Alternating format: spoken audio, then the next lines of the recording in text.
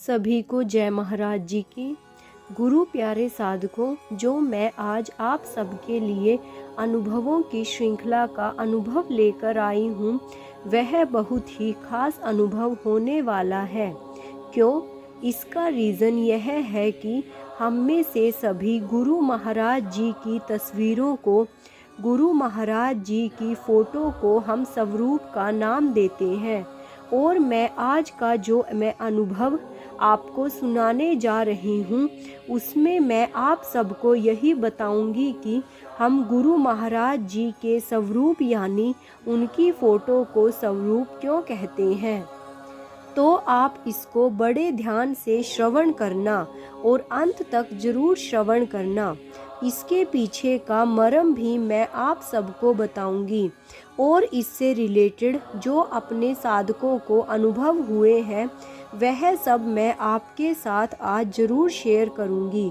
तो आज आप इन अनुभवों को अंत तक जरूर श्रवण करें।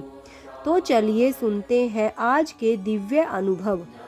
गुरु प्यारे साधकों, गुरु की फ़ोटो या स्वरूप, आज हम इसको आज से नहीं बल्कि पुरातन काल से श्रवण करेंगे, अर्थात स्वामी विवेकानंद जी के समय से, कि तब भी कैसे एक गुरु कृपा किया करता था अपने स्वरूप के माध्यम से।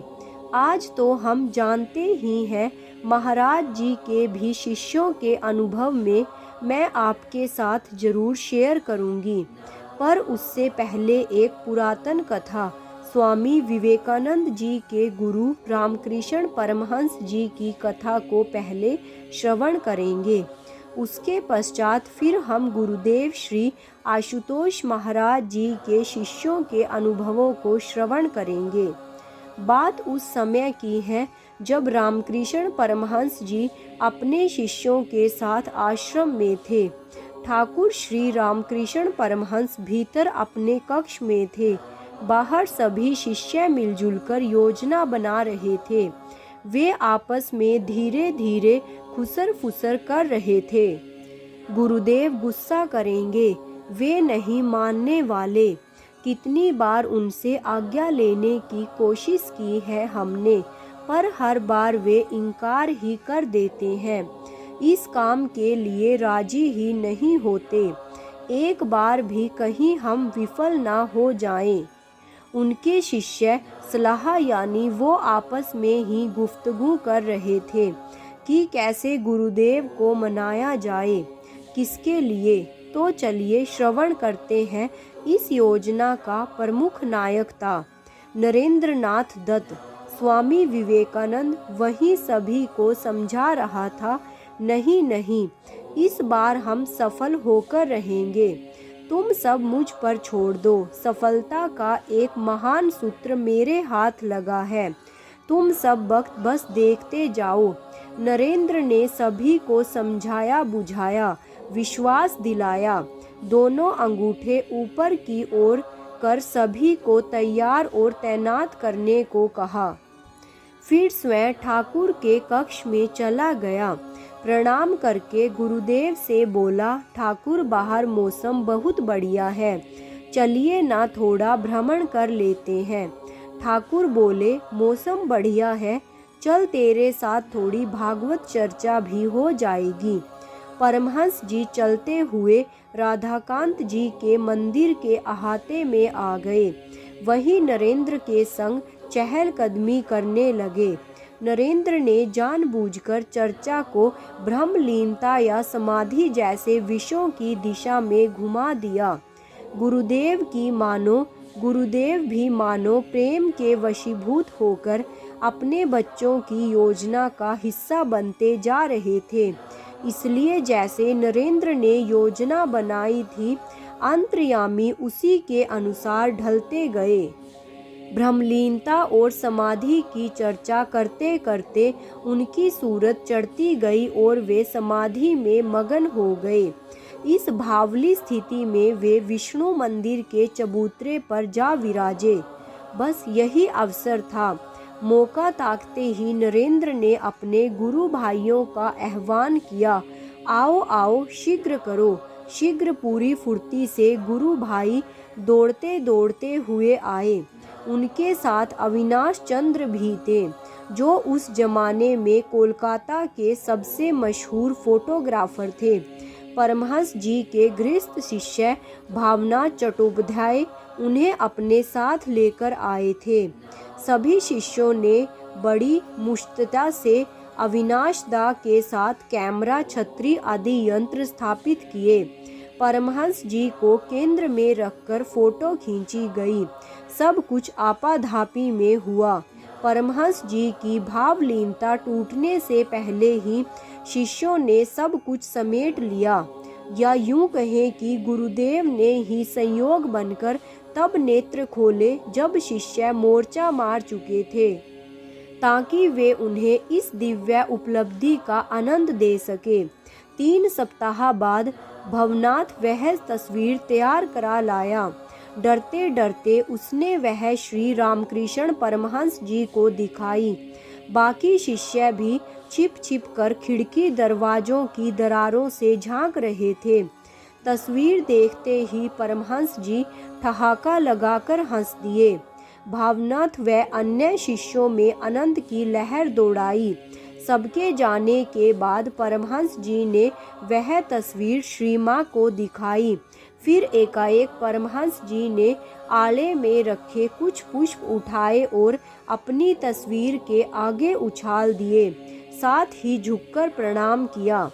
यह देख श्री माँ हस्तप्रद रह गई। पूछ बैठी, यह क्या कर रहे हैं आप? परमहंस बोले, पुष्प अर्पण और पूजन। श्री माँ प्रश्नवाचक दृष्टि से निहारती रही। परमहंस हाथ जोड़ते हुए, ओम नमो साक्षात ब्रह्माणे।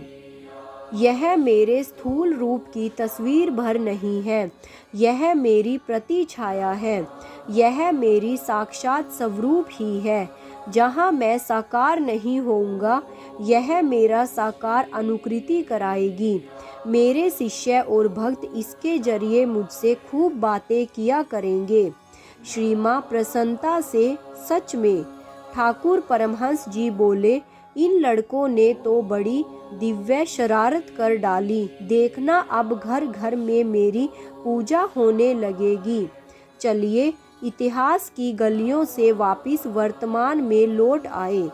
जी हाँ, तो हम वर्तमान में लौटते हैं, यानी कि अब हम लौटते हैं नूरमहल की तरफ, अपने परम वंदनीय गुरुदेव के पावन चरणों में।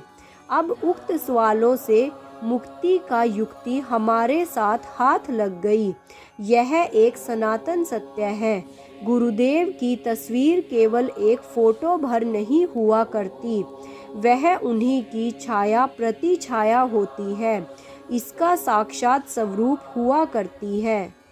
गुरुदेव श्री आशुतोष महाराज जी अक्सर हम सभी शिष्यों को प्रेम से समझाते हैं, जब भी तुम एकाकी अनुभव करो, घबराओ मत, मेरे स्वरूप के सामने जाकर बातें कर लिया करो। मुझ तक सब पहुंच जाती हैं। उसके आगे श्री महाराज जी कुछ नहीं कहते, बस बाल सुलभ ढंग से मुस्कुरा देते हैं। पर जिन शिष्यों ने उनके इस प्रेम प्रस्ताव पर प्रयोग किया है, गुरुदेव के स्वरूप का, गुरुदेव के स्वरूप को साक्षी माना है, उनके अनुभव इंद्रधनुषी हैं। वे जान चुके हैं कि श्री महाराज जी स्वरूप की आंखें स्थिर बेशक हैं, पर वे सर्वदर्शी हैं, हृदय स्पर्शी हैं। महाराज जी अपने स्वरूप के माध्यम से बोली और अनकही हर बात सुनते हैं, हृदय की हर धड़कन को महसूस करते हैं। बेशक उनके स्वरूप की मुद्रा एक समान रहती है, पर हमारी हर बदलती क्रिया पर वे प्रतिक्रिया करते हैं। उनका स्वरूप गलती करने पर हमें डांटता है और अच्छा कर्म करने पर हमें पुचकारता है। वही स्वरूप कुछ अच्छा करने पर हमें शाबाशी भी देता है। उनके स्वरूप का चिरमौन हमें ऐसे ऐसे उपदेश दे डालता है, जिसके आगे शास्त्रों का वाच करना भी कठिन हो जाता है। आप में बस सुनने का अदब होना चाहिए। इसलिए इस बार जब भी अपने घर में कोई पूजा या फंक्शन करे तो प्यारी और तरसती आँखों में नूरमहल की ओर ना निहारे।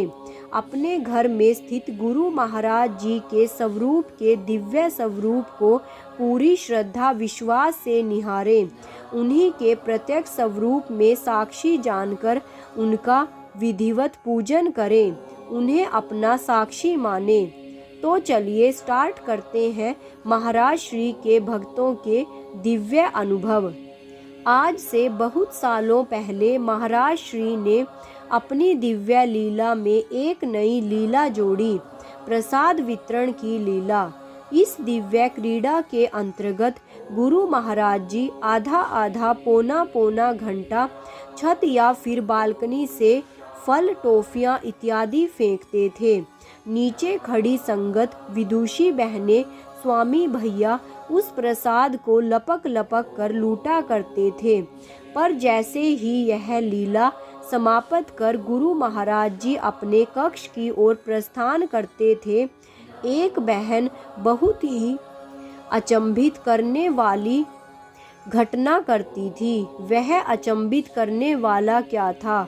वह महाराज श्री के एक बड़े स्वरूप को लेती और उसे तकिए पर रखकर उनकी बाजुओं को दबाया करती थी।